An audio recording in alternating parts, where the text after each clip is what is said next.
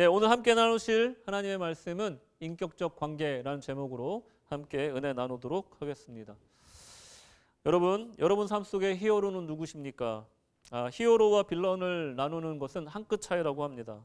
내가 당한 나쁜 일을 남에게 똑같이 하는 사람은 빌런이 되고, 또 다른 사람은 내가 당한 나쁜 일을 당하지 않게 해야겠다 하고 노력하는 사람은 영웅이 된다라는 말이 있습니다.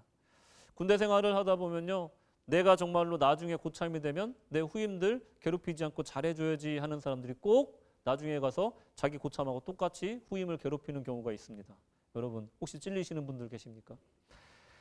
이렇게 내가 며느리 맞으면 정말 우리 시어머니처럼 안 할 거야 하는 사람이 나중에 시집살이를 더 시킨다. 예, 참 슬픈 현실이에요.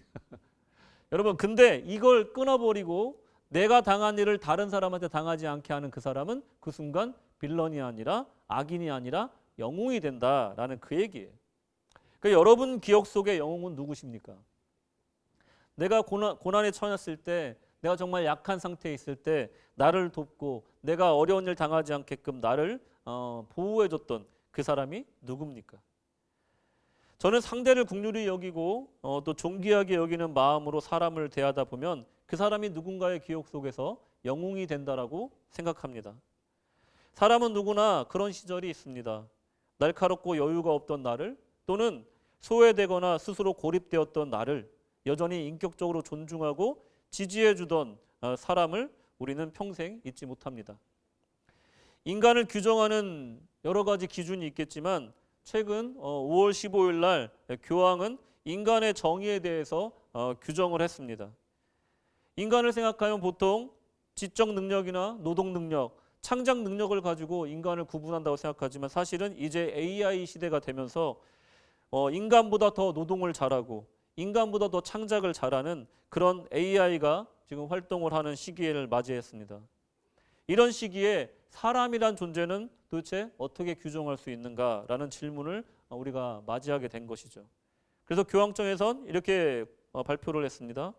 인간은 관계, 릴레이션과 친교, 커뮤니온 안에서 부름받은 인격이다라고 얘기해서, 다시 인간은 관계와 친교 안에서 부름받은 인격이다라고 규정을 했습니다. 무슨 말입니까? 인간은 곧 관계를 통해서 규정된다라고 얘기하는 것입니다. 관계가 얼마나 중요한 것인지 인간을 규정할 정도로 중요하다라는 것입니다. 사람은 인격적인 관계를 통해서 자아 존중감을 강화합니다. 나를 귀하게 여겨주는 사람과 관계가 사람을 다시 살게 할 힘을 준다는 거예요. 인격적 관계는 인생을 살아가는데 없어서는 안 될 요소입니다. 인생은 곧 교류이고 인생은 곧 이 관계라는 것입니다. 신앙도 마찬가지입니다. 신앙도 곧 하나님과의 관계이고 교우 간의 관계입니다. 하나님과의 인격적 관계를 갖는 것은 더 깊이 있고 성숙한 인간이 되도록 도와줍니다. 하나님과의 인격적 관계의 회복은 곧 영혼 구원과 직결됩니다. 하나님과 나의 관계, 결국 인생의 행복과 성공 여부를 결정한다라고 말할 수도 있는 것입니다. 자, 오늘 우리 신앙에 있어 하나님과의 인격적 관계에 대해서 한번 살펴보겠습니다. 하나님과 나와의 관계를 점검하시고 그 관계의 본질을 발견하고 하나님과 깊이 있는 인격적인 관계를 형성해 가기를 다짐하는 복된 시간 되시기를 주님의 이름으로 축원합니다. 아멘. 이제 인격적인 관계 본격적으로 좀 알아보겠는데, 첫째로 하나님과 나의 관계. 인격적인 관계를 정의한다면 이렇습니다. 인격적 관계의 정의는 힘과 위력으로 복종시키는 것이 아닌 상대를 존중하고 자발성과 자유의지로 서로 사랑하고 신뢰하는 관계다라고 말할 수가 있습니다. 좀 이렇게 정의를 좀 제 나름대로 해봤어요. 여러분의 모든 관계를 이 기준에 따라서 한번 점검해 보십시오. 내가 갖고 있는 관계들, 나와 자녀의 관계, 나와 부모의 관계, 나와 배우자의 관계, 나와 친구의 관계가 혹시라도 위력에 의한 것인가, 어쩔 수 없이 따르는 관계는 아닌가, 이것을 생각해 보면 인격적인 관계인지 그렇지 않은지 금방 알 수가 있다는 거예요. 저 사람은 나에게 자발적으로 저렇게 잘해주는 것인가 생각해 보시라는 거예요. 뭐 바라는 게 있는 거 아닌가? 아니면 내가 무서워서 내 말을 듣는 건 아닌가? 생각해 보시라는 거예요. 나도 모르게 내가 다른 사람에게 독재를 하고 있지는 않은가 한번 생각해 보시라는 거예요. 인간을 살게 하는 것은 인격적인 관계라고 말씀을 드렸어요. 태초에 하나님은 자연 만물과 인간을 창조하셨습니다. 할렐루야. 창조자는 피조물에 대한 특별한 애착을 갖고 계십니다. 예를 들어서 이 아이들이요, 자기가 몇 시간 동안 조립한 프라모델이나 이 레고 장난감을 가지고 굉장히 애착을 갖게 된다는 거예요. 조금만 부서지면 막 바로 울잖아요. 왜 그럽니까? 자기의 노력이 들어갔고요, 자기의 시간이 들어갔고, 자기의 창의력이 들어갔기 때문에 그렇습니다. 그 어디에도 똑같은 것이 없기 때문에 그래요. 그 장난감은 내가 만들었기에 더욱더 소중한 겁니다. 마찬가지로 하나님은 우리 피조물들을 보고 이렇게 말씀하십니다. 창세기서 1장 31절. 하나님이 지으신 그 모든 것을 보시니 보시기에 심히 좋았더라. 저녁이 되고 아침이 되니 이는 여섯째 날이니라. 아멘. 하나님은요, 천지 만물을 창조하실 때요, 6일 동안 정말로 열심히 만드셨습니다. 마치 아이들이 정말 몰입해서 장난감을 만들듯이 하나님도 7일째 되는 날 쉬실 때까지 6일 동안 정말로 집중하셔서 한 땀 한 땀 정말 노력하셔서 이 천지 만물을 창조하셨어요. 뭐 좀 이해하기 편하시라고 이렇게 표현을 하는 겁니다. 그러니까 하나님께서 굉장히 정성껏 만든 존재들이 이 피조물들이라는 거예요. 분명히 하나님도 이 피조물에 대해서 애착을 가지시고 사랑하셨는데 그걸 어떻게 표현하셨냐면 보시기에 심히 좋았더라 이렇게 표현하고 계신 거예요. 지금 오늘 이 자리에 계신 우리 모두를 하나님께서 보실 때 어떻게 생각하신다고요? 심히 좋았더라 라고 하신다는 거예요. 믿으십니까? 아멘. 옆에 분들 보세요. 심히 좋으세요? 한번 보세요. 심히 좋으십니까? 예. 심히 좋으신 분들은 예수님의 눈을 갖고 계신 거고, 그렇기가 힘들어요, 여러분. 그렇기가 힘듭니다. 내가 볼 때 옆에 있는 사람, 뒤에 있는 사람이요, 심히 보기 좋기가 힘들어요. 왜 그러냐면 내가 만든 게 아니고 내 자식이 아니기 때문에 그렇습니다. 그냥 그런 거예요. 그냥 그런 거예요. 근데 우리 하나님은 달라요. 당신께서 직접 만드셨고 자기의 호흡이 들어갔기 때문에 하나님 보시기에 우리가 너무 예쁘고 너무 아름다운 존재라는 거예요. 믿으십니까? 여러분이 그런 존재예요. 야, 옆에 있는 누가 나 아무리 별거 아닌 거 생각해도 하나님만은 나를 예쁘게 보신다. 할렐루야. 이렇게 믿으시기 바랍니다. 우리는 하나님의 자녀입니다. 하나님의 피조물입니다. 하나님의 정성껏 만든 귀한 자녀들입니다. 이 자녀들을 하나님께서는 사랑하셨습니다. 그런데 불행하게도 이 소중하게 한 땀 한 땀 정성껏 창조한 피조물이 심각한 오류가 생겼다면 어떻게 될까요?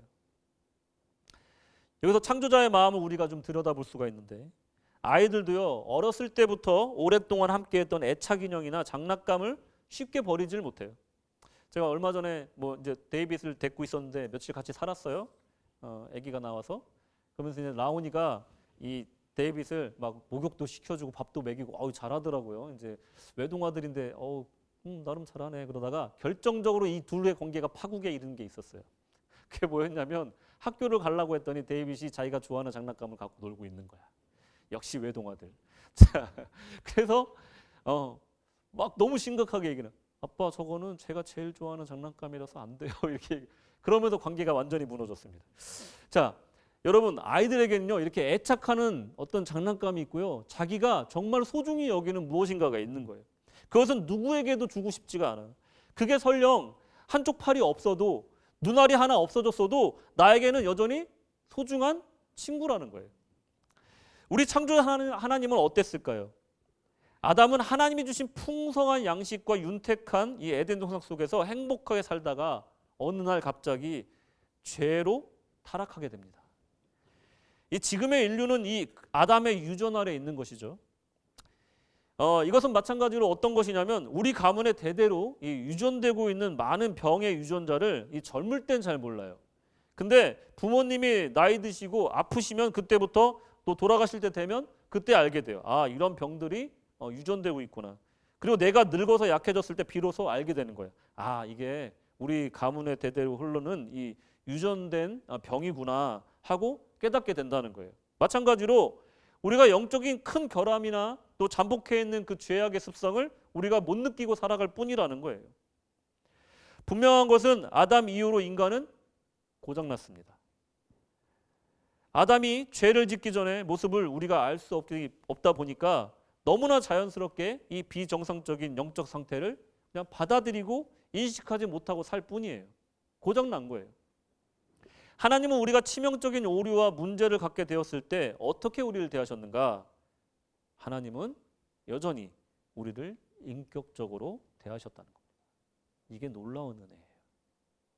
내가 어떠하든지 간에 팔이 한짝 없든 눈알이 하나 빠졌든 여전히 내가 사랑하는, 내가 애착하는 나의 귀한 친구다 라고 하나님은 우리를 대해 주신다는 거예요. 앞에서 말씀드렸듯이 인격적인 관계는 상대를 존중하고 존귀하게 여기고 또 자발적으로 자유의지에 의한 관계라고 말씀을 드렸어요. 억지로 하는 관계가 아니라는 거예요. 만나면 좋고 왠지 뭔가를 내가 자발적으로 잘해주고 싶은 관계, 그게 바로 인격적인 관계라는 거예요. 선악과의 명령을 어긴 불순종의 자유의지지만 여전히 인간의 인격과 존엄을 인정하시면서 그들을 여전히 사랑해 주시는 분이 하나님이시다. 그 관계가 바로 인격적인 관계이시다. 여러분들이라면 어떻게 하시겠습니까? 내 사랑하는 자녀가 나이 좀 먹었다고 이제 티네이저가 됐다고 해서 갑자기 방문을 닫아버리고 뭔 말만 하면 아빠 엄마한테 막 버럭버럭 소리 지르며 대든다고 생각을 해보세요. 여러분들 마음이 무너지지 않겠습니까? 저도 참 우리 할머니한테 참 잘못한 적이 있었는데 저도 잠깐 사춘기를 겪었던 것 같아요. 막 때려야 돼? 제가 중3 때였던 것 같습니다. 바로 예수 믿기 직전이었어요. 예수 믿고 사람 됐습니다. 예수 믿기 전에 할머니가 매번 저한테 신세한탄 하시면서 저한테 화풀이를 자꾸 하시는 것 같은 거예요. 그래서 어느 날 할머니한테 눈을 똑바로 뜨고 얘기를 했어요. 할머니, 제가 할머니 괴롭힌 거 아니잖아요. 할머니 왜 저한테 화풀이 하세요? 할머니가 아무 말도 못 하시고 그냥 얼어버리시더라고요. 그 착하고 순종 잘하던 광태가 갑자기 대드니까 깜짝 놀라신 거죠. 그 다음부터는 뭐 저도 놀래가지고 다시는 안 그랬는데, 그런 날이 온다고 생각해 보세요. 너무나 가슴이 무너질 것 같지 않습니까? 저는 그 날이 지금 점점 다가오고 있는데 참 무섭습니다. 지금부터 세뇌 교육을 하고 있어요. 넌 절대 사춘기 없어. 문은 절대 열 수 없어. 문 닫는 순간 문짝 다 떼버릴 거야. 막 이렇게 했어요. 그러니까 세뇌 교육 하는데 잘 안 될 건 아는데 사이좋게 지내려고 노력을 하고 있습니다. 하나님이요, 그렇게 사랑하는 아담이 어느 날 갑자기 그 명령을 어기고 사탄의 꼬임에 빠져서 엄청난 일을 저지른 거예요. 이 아담이 저지른 일은요, 쉽게 용서될 수 있는 일이 아니었습니다. 작은 실수가 아니었어요. 전 인류가 공경에 빠지고 수많은 문제와 극심한 혼란의 시작점이 되었던 거예요. 지금도 우리는 그것 때문에 힘들어하고 있는 겁니다. 아담 이후로 하나님과 인간 관계는 끊어졌다고 봐도 무방하다는 것입니다.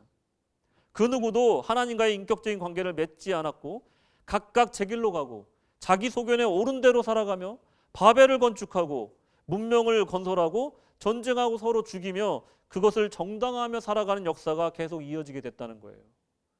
하지만 하나님은 우리를 여전히 포기하지 않으셨습니다. 그 증거가 무엇이냐면 하나님은 당신의 피조물인 인간을 잊지 않으셨다는 증거가 뭐냐면, 심지어 하나님을 찾지 않고 더 나아가 하나님이 아닌 이방신을 고안해서 그 앞에 경배하는 그 배은망덕한 존재들을 여전히 뜨겁게 사랑한다는 증거가 무엇이냐면 바로 아브라함을 부르시는 사건이에요. 지목하셨고 선택하셨습니다. 인류 역사는 아담 타락 이후로 고대 용사들과 예술가들과 군왕들이 세계를 지배하는 시대였어요. 더 이상 하나님은 없었습니다. 그런데 우상의 석상을 만든 데라라는 사람의 아들 아브람을 택하셔서 믿음의 조상으로 세우셨다는 거예요. 왜 아브라함을 선택하셨을까? 믿음이 좋은 사람도 아닌데 이 사람을 왜 선택했을까는 우린 천국 가서 물어봐야 되는 문제예요. 아무도 모릅니다. 근데 중요한 건 뭐냐면 이 아브라함이 먼저 하나님을 찾아간 것이 아니라 하나님이 아브라함을 찾아갔다는 것입니다. 할렐루야. 하나님께서 일방적으로 아브라함을 부르셨다는 거예요.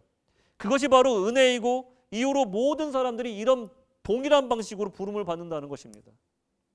우리 모두는 아브라함의 전철을 밟습니다. 어떤 분은 나는 내 발로 교회를 나왔다라고 간증하시는 분이 있지만 그 마음을 감화시키시고 그 발을 옮기신 이가 하나님이시었다는 것을 아는 사람이 복될 줄로 믿습니다. 하나님이 정권적인 은혜로 우리를 불러주셨다는 것은 우리의 공로가 없고 값없이 주시는 선물이라는 증거예요. 에베소서 2장 8절 9절 말씀. 너희는 그 은혜에 의하여 믿음으로 말미암아 구원을 받았으니 이것은 너희에게서 난 것이 아니요 하나님의 선물이라. 행위에서 난 것이 아니니 이는 누구든지 자랑하지 못하게 함이라. 아멘. 왜 하나님은 하나님을 모르고 살던, 죄 가운데 죄인인 줄도 모르고 우상의 석상을 만들며 살던 아브라함을 부르셨을까? 하나님은 왜 우리를 불러주셨을까? 세상이 아닌 죄악과 불행이 아닌 죄사함과 구원의 진짜 삶으로 인도하기 위함인 줄로 믿으시기 바랍니다. 아브라함을 부르시는 과정에서 모든 것이 정권적인 은혜였다는 것은 가장 중요하고 또 중요한 사실입니다. 또한 우리가 놓치지 말아야 될 것이 또 하나 있는데 그것은 바로 아브라함의 믿음과 순종이라는 거예요. 이것이 인격적인 관계예요. 그저 하나님이 하라 하니까 따른 것이 아니라 아브라함의 믿음과 순종도 그곳에 있었다는 것이에요. 자유의지에 의한 자원하는 마음이었다는 것을 우리가 잊어서는 안 된다는 것입니다. 이것이 믿음의 핵심이에요. 아브라함이 부른 그 은혜, 하나님이 아브라함을 부르셨다는 이 정권적인 은혜라는 것은 은혜의 핵심이지만 믿음의 핵심은 뭐냐면 우리가 하나님의 부르심에 응답하였다라는 이 자발성이 믿음의 핵심이라는 거예요. 하나님이 명령하는데 안 들을 수 있냐? 이렇게 저한테 반문하실 수도 있어요. 누가 하나님이 명령하는데 안 들을 수 있냐라고 물어볼 수가 있어요. 근데 여러분 세상을 보십시오. 하나님이 아무리 명령해도 거역하면서 무시하면서 사는 사람이 대부분이지 않습니까? 성도 중에서도 그 말씀을 얼마나 그 삶에 순종하고 살고 있나요? 여러분 하나님이 명령한다고 해서 그것을 다 듣지는 않아요. 믿음이 있는 사람들만이 순종한다는 거예요. 하나님은 아브라함을 택하셨지만 그에게 명령하셨지만 친척 아비의 집을 떠나기로 결심한 것은 바로 아브라함이었다는 거예요. 그가 하나님께 보인 순종은 그의 자유의지에 의한 결정이었다는 것입니다. 인격적 관계는 아무리 전능하신 하나님이라 하여도 인간의 자유의지를 허용하신다는 것입니다. 여러분 강권으로 전능적으로 누를 수 있지만 그렇게 하지 않으시는 것이 인격적인 하나님의 성품이라는 것입니다. 겁에 질려 어쩔 수 없이 정든 집을 떠나 타지를 방황해야 한다면 여러분 아브라함을 행복할 수가 없었을 것이에요. 억지로 그 말씀에 따랐다면 무서워서 따랐다고 한다면 여기 혹시라도 정말 하나님의 저주가 무서워서 교회에 나온 사람이 있다면 신앙생활을 행복하게 할 수가 없다는 것입니다. 하나님은 아브라함과 인격적인 관계를 원하셨던 거예요. 하나님은 인격적인 분이셔서 사람이 스스로 문을 열지 않는 한 절대로 들어가지 않으십니다. 하나님은 인격적이신 분이셔서 절대로 그 문을 강력으로 부수고 들어가시는 분이 아닙니다. 제가 여러 번 설명했던 것 중에 성화가 있어요. 정말 성스러운 그림이란 뜻이죠. 거기에 보면 어두운 저녁, 밤을 배경으로 하고 있어요. 한쪽 면에는 예수님께서 문 앞에 서 있고 그리고 한쪽은 집 안에서 사람이 한 명 서 있습니다. 그 중간에는 나무로 만들어진 문이 있어요. 근데 특이한 점이 뭐냐면 그 문에는 손잡이가 있는데 바깥쪽엔 손잡이가 없고 안쪽에만 손잡이가 있습니다. 이게 무슨 의미냐? 우리의 마음의 문은 안쪽에 손잡이가 있다는 거예요.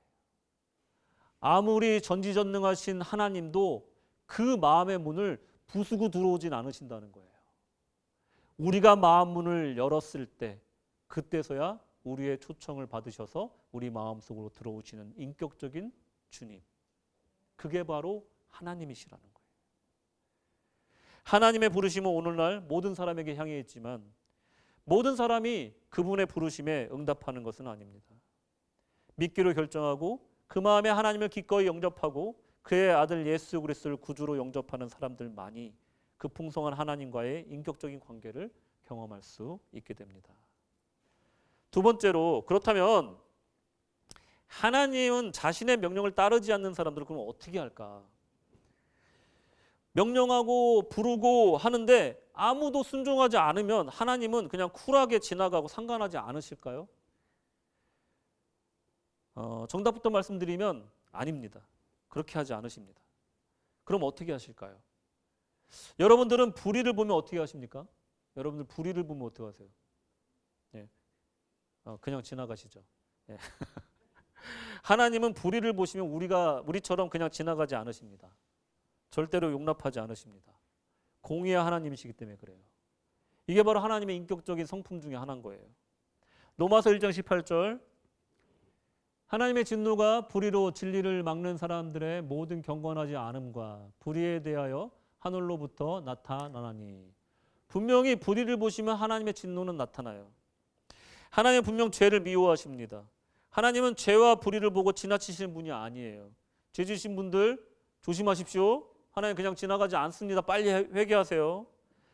요한복음 3장 36절 아들을 믿는 자에게는 영생이 있고 아들에게 순종하지 아니하는 자는 영생을 보지 못하고 도리어 하나님의 진노가 그 위에 머물러 있느니라. 아멘. 분명 죄와 불의를 미워하시고 그의 명령을 따르지 않는 자들은 멸망을 맛볼 거라고 얘기를 하고 있는 거예요.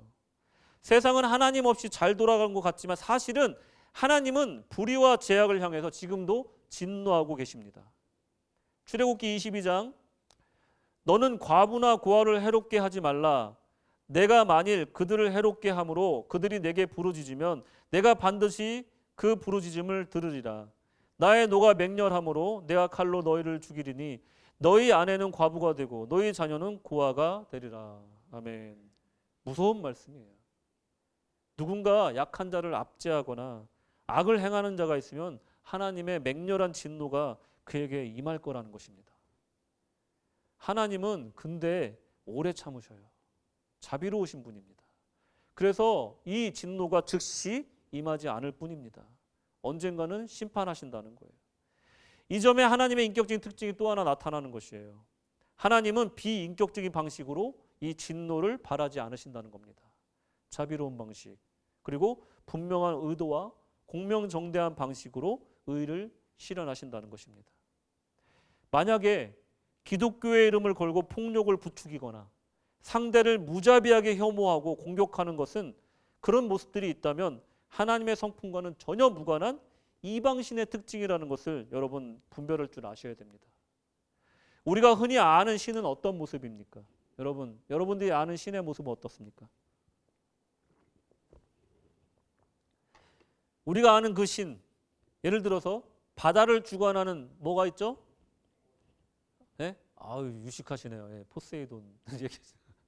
제가 아는 건 용왕신. 포세이돈. 예, 역시 공부 많이 하신 분들은 잘 아시네. 자, 용왕신으로 할게요.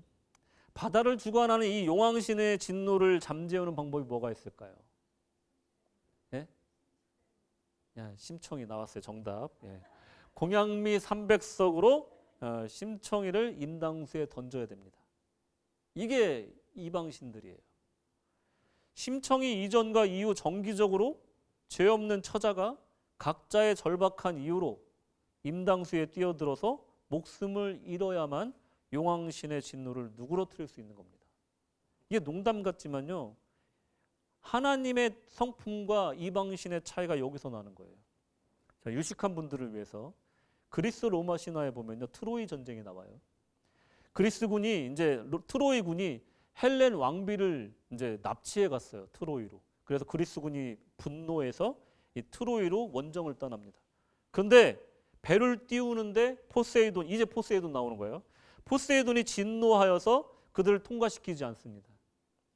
그러자 이 분노한 신을 달래기 위해서 아가멤논 장군이 어떻게 하냐면 자신의 딸을 데려다가 죽여서 바다에 바칩니다. 이래야지 진노가 누그러지는 것이 이방신들이에요. 이방신들은요, 그 진노를 삭히기 위해서는 사람의 희생이나 큰 재물이 필요해요.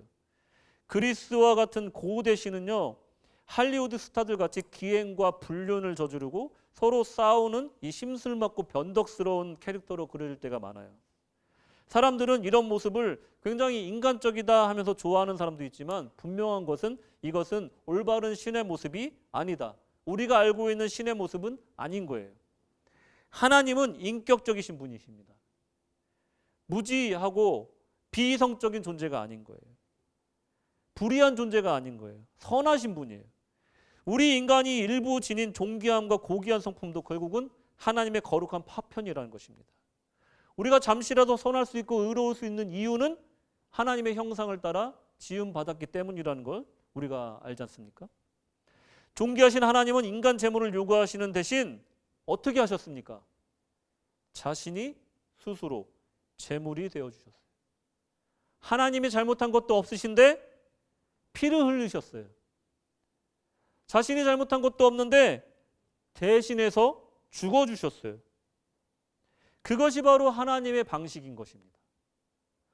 자신이 잘못한 것도 없이 인격적인 관계를 맺고 있는 피조물을 위해서 자신이 대신 죽어주신 거예요. 예수님은 하나님의 어린 양입니다. 우리 죄를 짊어지셨어요. 예수는 독생자이시자 곧 하나님이십니다. 그분이 죄를 짊어지셨다는 것은 곧 하나님 아버지가 십자가를 지시고 피를 흘리셨다는 의미예요. 그리고 죽으셨다는 의미예요. 자신의 불의에 대한 진노와 죄에 대한 의를 실천하기 위해서 다른 누구의 희생을 요구한 것이 아니라 자기 스스로 인간들을 위해 사랑하셨기에 피를 흘려주셨다는 거예요. 신앙생활 한 지 얼마 안 되시는 분들은 이 의미에 대해서 잘 이해하기 힘드실 거예요. 이게 정말로 오늘 읽으신 말씀 중에 요한복음 15장 13절 말씀 중에 사람이 친구를 위하여 자기 목숨을 버리면 이보다 더 큰 사랑이 없나니 라는 말씀이 있잖아요. 아멘. 사람이 친구를 위하여서 목숨 바치는 것, 이거보다 더 큰 사랑이 없대요. 예를 들어서 자녀가 아버지를 위해서 골수 이식만 해줘도 그 사람은 어때요? 아, 아버지 사랑하는구나. 증명이 되잖아요. 그런데 자신이 잘못한 것도 없이 대신 죽어주시는 신이 있다고 생각해 보십시오. 그분의 사랑은 더 이상 증명할 게 없는 거예요. 이분은 분명히 우리를 사랑하신다라고 밖에 말할 수가 없는 거예요. 이보다 더 확실한 증거가 어디 있습니까? 요한일서 2장 2절에 그는 우리 죄를 위한 화목제물이니 우리만 위할 뿐 아니요 온 세상의 죄를 위하심이니라. 이렇게 하나님의 성품에는 공의로우심과 함께 우리를 향한 사랑과 희생을 담고 있다는 것. 이게 바로 인격적인 관계라는 것입니다. 그런 하나님과 우리가 동행한다는 것은 무슨 의미일까요?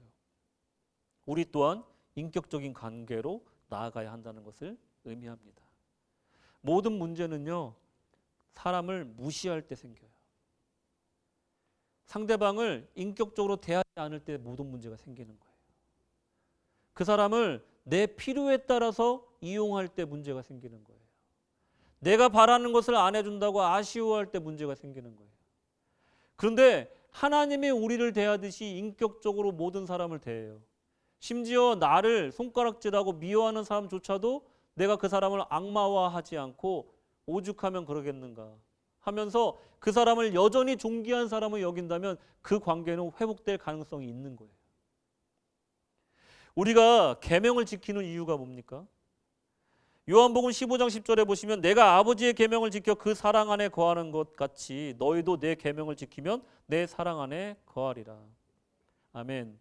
이 말씀을 읽으면서 하나님의 사랑을 이해하지 못하고 인격적인 관계를 이해하지 못하고 이 말씀을 읽으면요, 와, 내가 율법을 지켜야 되는 거구나, 착하게 살아야 되는 거구나, 안 그러면 저주를 받는구나, 축복받기 위해서 내가 하나님 말씀대로 잘 살아야 되는 거구나, 내가 하나님 말씀대로 잘 살면 모든 일을 형통하게 해주시겠구나 라고 이해를 하는 거예요. 아니라는 거예요. 빵점이라는 거예요. 이 말씀을 제대로 이해하기 위해서는요, 사랑이란 단어를 놓치면 안 됩니다, 여러분. 인격적인 관계에는요, 모든 관계에는요, 계명이 있어요. 계명이. 부부 관계에는요, 신이 성실의 의무가 있잖아요. 바람 피면 안 되잖아요. 그리고 또 남편으로서 지켜야 될 의무가 있어요.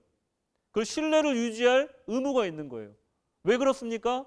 결혼관계 유지하기 위함입니까? 아니요. 그 바탕엔 사랑이 있기 때문에 그래요. 이 사람을 놓치지 않기 위해서예요. 그 사람을 사랑하기 때문에 이 사랑의 관계를 유지하기 위해서 난 이 계명을 지키는 거예요. 치사해도 내가 이 사람보다 나이가 많아도 내가 이 사람보다 더 힘이 세도 져주는 거예요. 왜 남편들이 그렇게 바보같이 사는 줄 아시겠죠? 예, 와이프분들은 또 아니라고 하시는 거예요. 또. 예. 왜 와이프들이 그렇게 헌신하며 사시는지 아시겠죠? 이제 속 시원하십니까? 우리가 이 계명을 지키는 이유가요. 종교적인 이유가 아니라는 거예요. 하나님과 이런 인격적인 관계 속에서 자발적으로 내가 이분을 사랑하니 내가 이 계명을 지켜야겠다. 자발적으로 자유의지 가운데 선택하는 거예요. 이 사랑의 관계. 그 사랑 안에 머물기 위해서 내가 이 계명을 지키는 거예요. 그 계명을 통해서 우리는 신의 성실의 의무를 다하고 있는 거예요. 이게 바로 인격적인 관계입니다. 하나님과의 돈독하고 사랑하는 관계를 위한 계명 지킴이 돼야지. 그 관계만을 유지하기 위해서 의무만을 강조하는 관계는 이미 끝난 관계라는 거예요. 부부 사이에는 이런 의무가 있지만 그 의무 가운데는 분명히 사랑이 있어야 됩니다. 사실 남자들은 그런 말을 들으면서 목숨을 걸고 그런 여자를 지키고자 합니다. 무슨 말입니까? 신문지 하나 덮고라도 살 수 있다라는 말을 하는 여자를 보면 남자는 어떻게 합니까? 예, 목숨을 건다는 거예요. 이 남자랑 살 수 있다면 신문지만 덮고 살아도 된다. 무슨 말인지 모르시겠죠? 이런 생각 해본 적 없죠? 진짜 그런 사람이 있더라고요. TV를 보다 보니까 이런 얘기 하는 사람이 있더라고요. 나는 정말 그 사람 사랑하면 신문지 덮고라도 행복하게 살 수 있어. 내가 벌면 되지 뭐 이런 여자가 있더라고요. 진짜로. 그러니까 남자가 감동한 거예요. 그래가지고 내가 이 여자한테 목숨을 걸어야겠다 결심을 하더라고요. 여러분 남자들 되게 단순하잖아요. 여자들도 마찬가지입니다. 여자 입장에서도 내가 성실하고 다정하기만 하면 돼. 이 남자가. 내가 뭐 더 이상 이 남자한테 바랄 거 없어. 왜? 사랑하니까. 그것만 해줘. 이 부부가 된다는 것은 바로 이 사랑을 바탕으로 해서 하는 관계이기 때문에 그렇습니다. 계명을 지킨다는 건 이런 거예요. 관계를 유지하기 위한 최소한의 의무인 거예요. 더 중요한 것은 사랑이라는 것입니다. 대부분의 파경의 시작은 의무 수행이지만 결국은 결정타는 식은 사랑이라는 것을 우리가 다 알고 있잖아요. 관계를 유지하기 위해서 계명을 지키는 것이 아니고 사랑을 지키기 위해서 계명을 지키는 것이라는 것입니다. 우리가 하나님 말씀을 지키는 이유가 뭡니까? 그분을 사랑하기 때문입니다.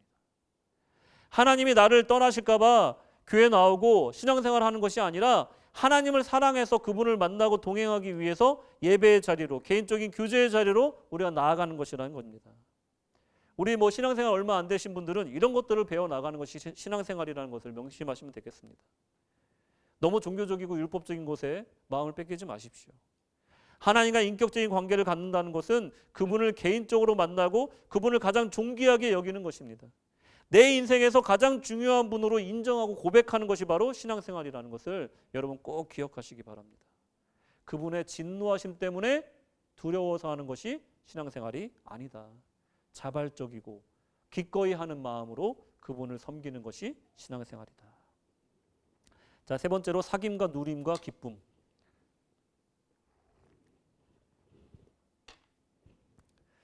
성경에서 말하는 하나님과의 인격적인 관계는 무엇일까? 더 깊이 한번 보겠습니다.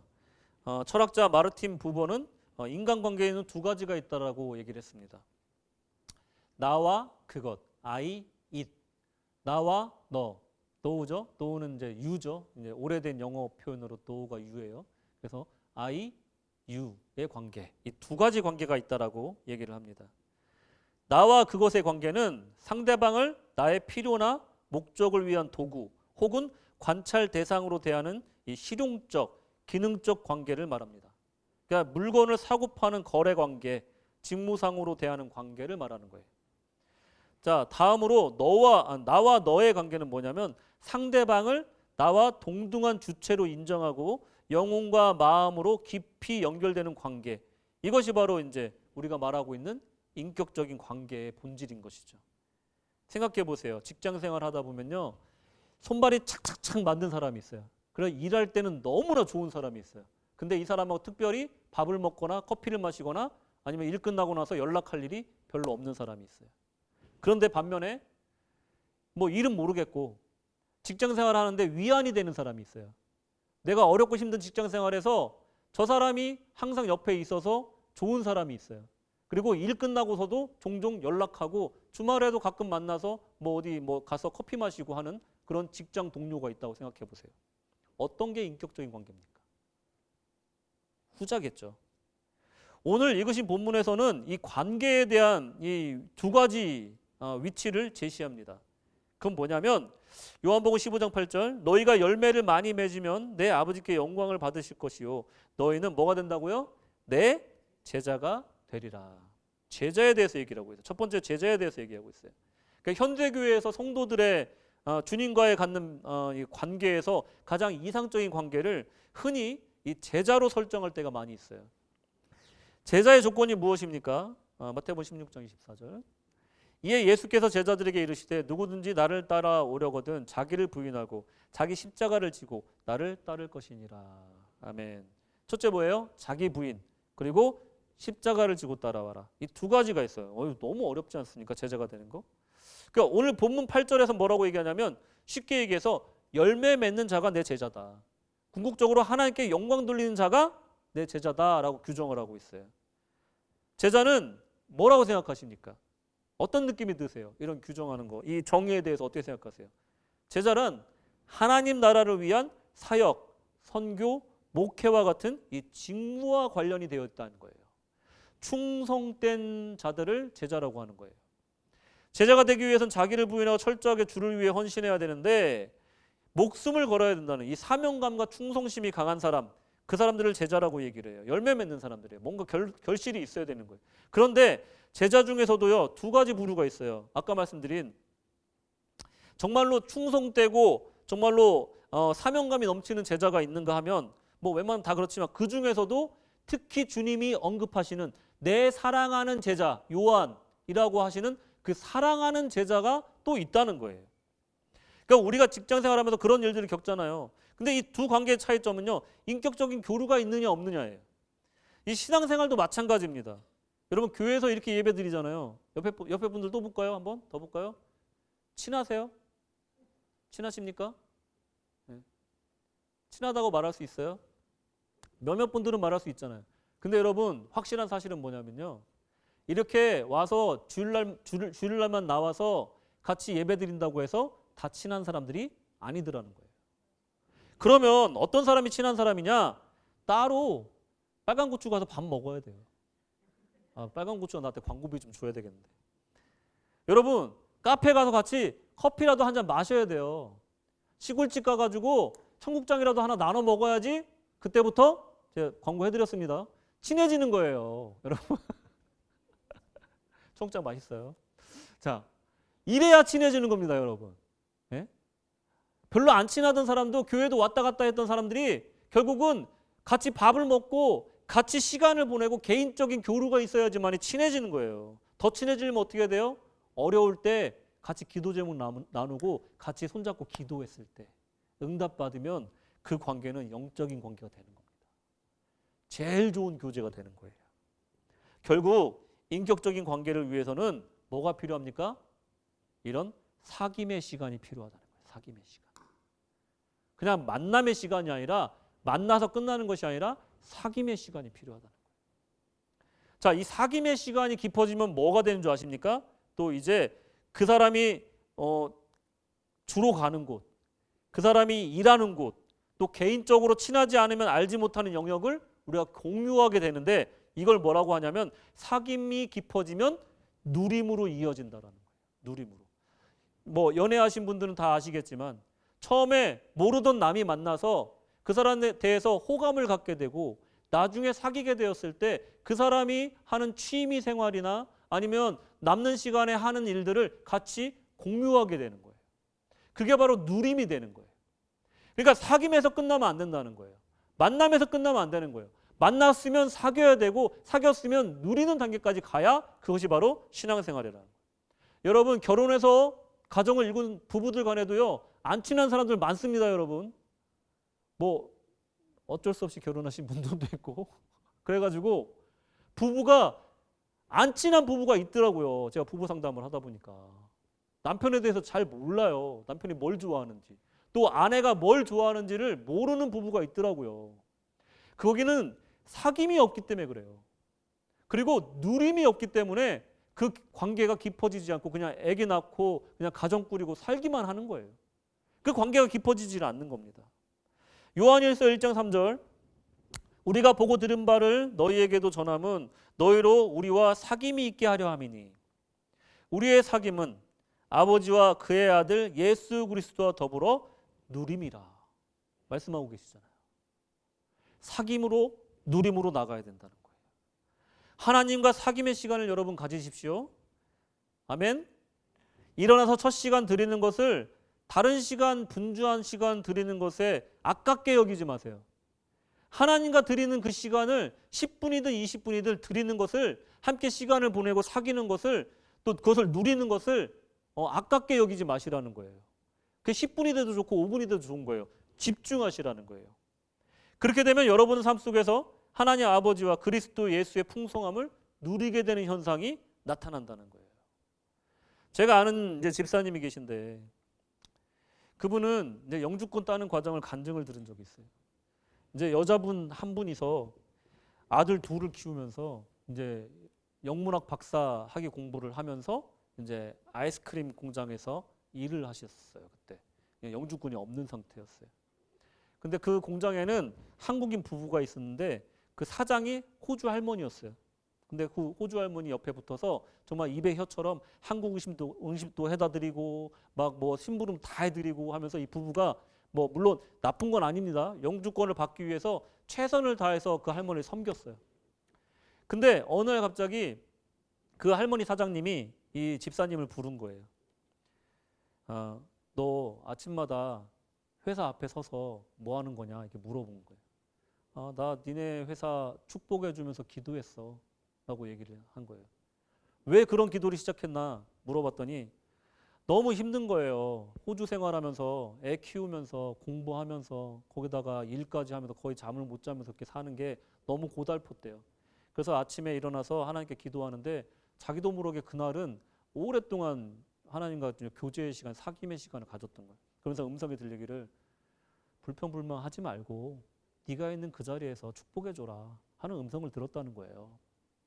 그래서 그날부터 그 일을 시작한 거예요. 회사에 너무 죽기보다 가기 싫었던 그 회사 앞에서 서가지고 축복 기도를 하기 시작한 거예요. 계속 기도한 거예요. 이 회사가 정말 주님 안에서 정말 풍성하게 축복받기를 원합니다. 이 사장님도 정말 건강으로 지켜주시고 또 이 사역을 통해서 많은 사람들에게 정말 하나님의 복음이 선포되고 또 많은 사람들이 이 회사를 통해서 정말 삶을 영유하게 주님께서 축복하여 주시옵소서. 막 그냥 축복 기도를 한 거죠. 그걸 몇 달, 몇 년을 한 거예요. 그걸 이 사장님이 본 거예요. 어느 날 그 질문을 하신 후에 너 영주권 필요하지 않니? 자기 말도 안 했는데 그렇게 물어봐서 그렇게 영주권을 받았다고 합니다. 여러분 영주권을 받았다 안 받았다 문제가 아니라 이 하나님의 풍성하심, 역사하심 이걸 우리가 체험하기 위해서는요. 이런 누림이 있어야 되는 거예요. 사귐이 있어야 되는 거예요. 하나님이 얼마나 풍성한 분이시고 하나님이 얼마나 인애로우신 분이시고 나를 한시도 나에게서 눈을 떼지 않으신다는 것을 우리가 체험하기 위해서는요. 그분과 사귀어야 되고요. 그 음성에 감화받았다면 그 감화받은 말씀을 내 삶 가운데 실천함을 통해서 그 하나님의 풍성하심을 누려야 된다는 거예요. 그게 어떻게 되는 거냐면 이제 충만한 기쁨으로 연결이 된다는 거예요. 요한일서 1장 4절 우리가 이것을 쓰면 우리의 기쁨이 충만하게 하려 함이라. 아멘. 기쁨의 충만이 뭡니까? 이 땅에 발을 딛고 살고 있지만 천국을 누리는 삶이에요. 그냥 기쁨이 아니에요. 기쁨의 충만한 삶이에요. 이건 뭐냐면 천국과 같은 맛을 보면서 사는 삶을 말하는 거예요. 하나님이 내게 말씀하셨어. 사귀는 중에. 그리고 나에게 누릴 수 있도록 나에게 실천할 수 있게 해주셨어. 내가 그 말씀에 순종하였더니 하나님의 그 풍성하심과 충만하심과 기쁨이 내 삶 가운데 충만하더라. 다른 사람은 몰라. 내가 하나님과 1대1로 이 인격적인 만남과 사귐을 했더니 하나님과 나만 아는 그 스토리를 가지고 내가 누리게 되는 거예요. 이 인격적인 만남이 이래서 중요한 거라는 것입니다. 여러분 결국은 이 설교의 목적도 우리 신앙생활의 목적도 다 이거예요. 기쁨이 충만하기 위해서. 괴롭기 위해서 교회 나온 사람 없습니다. 뭐 고행을 하기 위해서 교회 나온 사람 없습니다. 모두 다 주님 안에서 행복하기 위해서 신앙생활을 하는 거예요. 하나님도 그것이 목적이라는 거예요. 우리한테 왜 자꾸 교회를 나오라고 하고 예수를 믿으라고 하냐면요, 우리 안에 기쁨이 충만하게 하기 위함이라는 것입니다. 여러분, 하나님은 바로 우리의 행복을 원하세요. 하나님은요, 인격적이신 분이라서 우리가 막 힘들어하는 것을 즐기는 분이 아니에요. 나를 따라와라. 이거 어려운 거 아니잖냐. 하루에 10분만이라도 내 음성을 들어라. 그리고 내가 말하는 거 그 조그만 거 하나라도 실천해 보자. 분명히 너에게 더 많은 충만함이 있을 것이다. 그래, 따라와라. 복음이 너무 쉬워서 사람들이 안 믿나 봐요. 말씀이 너무나 정말로 대단한 게 아니어서 실천을 안 하나 봐요. 이렇게 쉬운 겁니다, 여러분. 하나님의 말씀에 귀 기울이고 그것을 내 삶 가운데 실천했을 때 우리에게 누림이 나타나고 천국을 맛보게 된다는 것입니다, 여러분. 다른 사람이 못 느끼는 그 천국을 맛보시는 그 누림의 삶을 사셔야 될 줄로 믿습니다. 여러분의 삶 속에 혹시라도 어둠이 있습니까? 여러분의 삶 속에 혹시라도 우울이 있습니까? 낭망이 있습니까? 도저히 그것을 믿음으로 승화시키지 못할 그런 어둠이 있습니까? 여러분, 하나님과 사귀는 자리로 나아가시기 바랍니다. 하나님께 나아가기만 하면 그 어둠과 우울과 불행의 힘을 잃고 없어질 줄로 믿습니다. 요한일서 1장 6절, 만일 우리가 하나님과 사귐이 있다 하고 어둠에 행하면 거짓말을 하고 진리를 행하지 아니함이니거니와. 아멘. 우리가 하나님과 사귐이 있으면요, 어둠이 틈탈 수가 없다는 거예요. 우울이 틈탈 수가 없다는 거예요. 빛이 우리 가운데 가득하다는 것입니다. 여러분의 삶에 진리의 빛이 없고 신앙생활을 하여도 변화나 성숙이 나타나지 않는다면 여러분 분명히 여러분이 하나님과의 관계가 어떠한지를 점검해야 될 때라는 것입니다. 여러분들의 하나님과의 인격적인 사귐과 누림을 점검해야 될 때라는 것입니다. 여러분, 말씀을 마치겠습니다. 하나님은 우리를 힘으로 누르거나 강압하여 이끌려고 하시는 독재자가 아닙니다. 이방신의 진노를 달래는 방식으로 절대로 진정한 하나님을 만날 수가 없습니다. 하나님을 만나려면 인격적인 만남을 해야 됩니다. 인격적으로 개인적으로 사귀는 자리로 나와야 합니다. 나의 하나님이 되어야 됩니다. 요한복음 15장 15절, 이제부터는 너희를 종이라 하지 아니하리니 종은 주인이 하는 것을 알지 못함이라.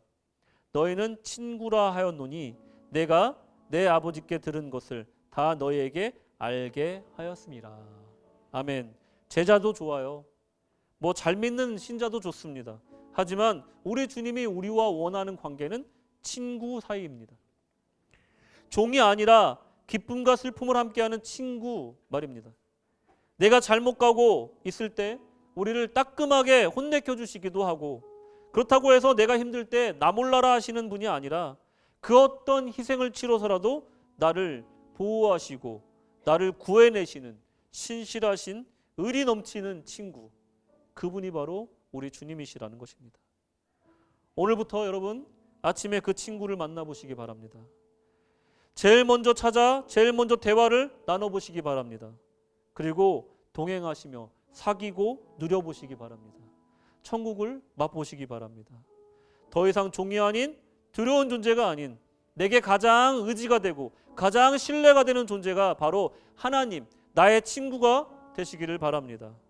하나님과의 이런 인격적인 관계를 시작해 보시기를 주님의 이름으로 권면합니다. 아멘.